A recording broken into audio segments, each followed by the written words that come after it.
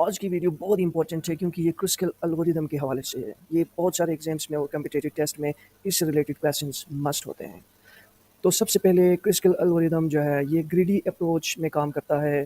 Eight ए time ये सबसे best solution को पिक करता है without looking at the consequences in the future. ये फ्यूचर का नहीं सोचता, उसी टाइम में बेस्ट से बेस्ट अप्रोच, बेस्ट से बेस्ट सोल्यूशन को हम सिलेक्ट करते हैं।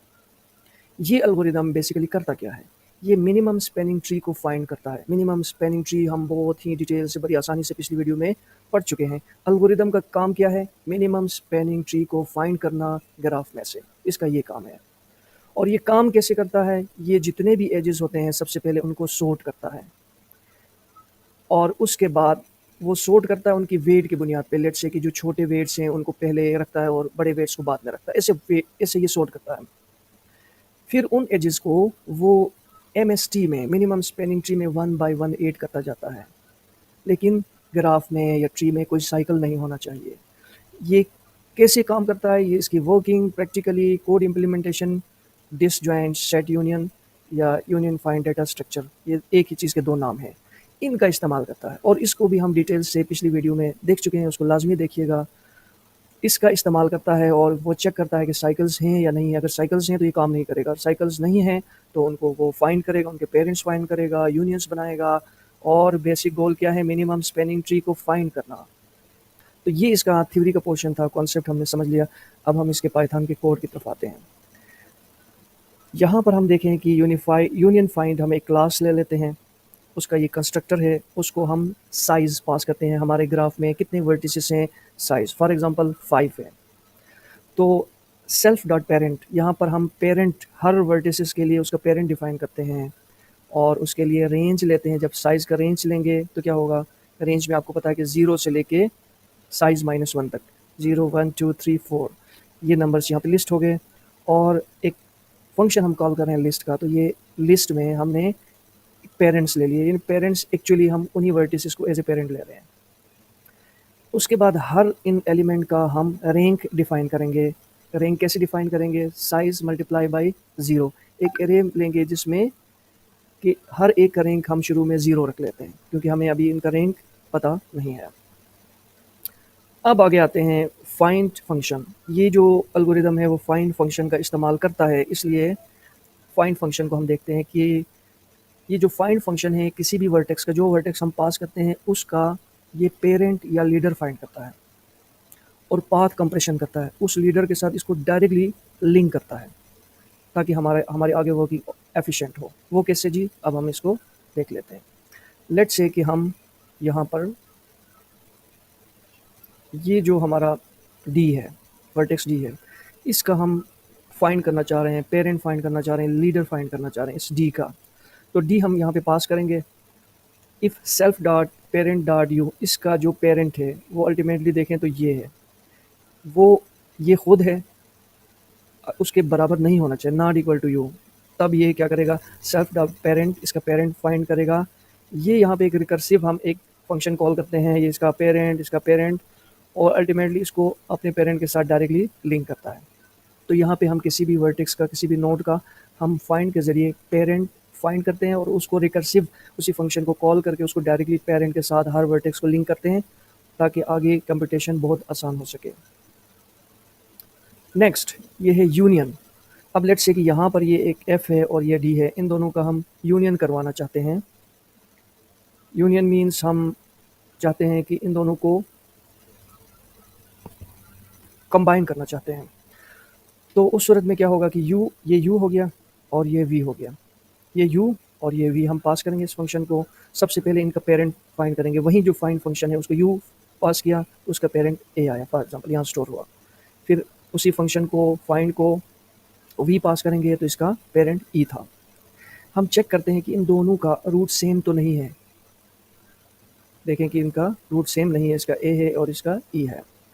उसके बाद हम रेंज चेक करते हैं कि इसका जो यू का जो पेरेंट है इसका रैंक क्या है? 3 है, 1 2 3 और इसका 1 1 2, इसका 2 है। इसका यू के पेरेंट का रैंक ग्रेटर है वी के पेरेंट से, बिल्कुल ऐसे है। तो यू के इसको इसका पेरेंट बनाते हैं, इसको इसके साथ लिंक करते हैं। ये लार्जर ट्रीज़ के साथ ये स्मॉलर ट्रीज़ को लिंक करते हैं। इस कंडीशन में हम देखते हैं कि इसका रैंक अगर छोटा हो, इसका अगर रैंक छोटा होता, इसका बड़ा होता, तो हम इसको इसके साथ लिंक कर देते, यानी इसको हम पेरेंट बनाते। अभी ऐसा नहीं है। तीसरी एक सूरत भी हो सकती है कि ये दोनों बराबर हो, इसका भी रैंक 2 हो, इसका भी 2 हो, तो हम इनमें से किसी को भी किसी का पेरेंट बनाते और जिसको हमने पेरेंट बनाया उसके रैंक को +1 करते हैं, ताकि वो एक हायर रैंक में हो और वो हमें एक हायरार्की का पता चले। ये तो हमने पढ़ लिया था पहले।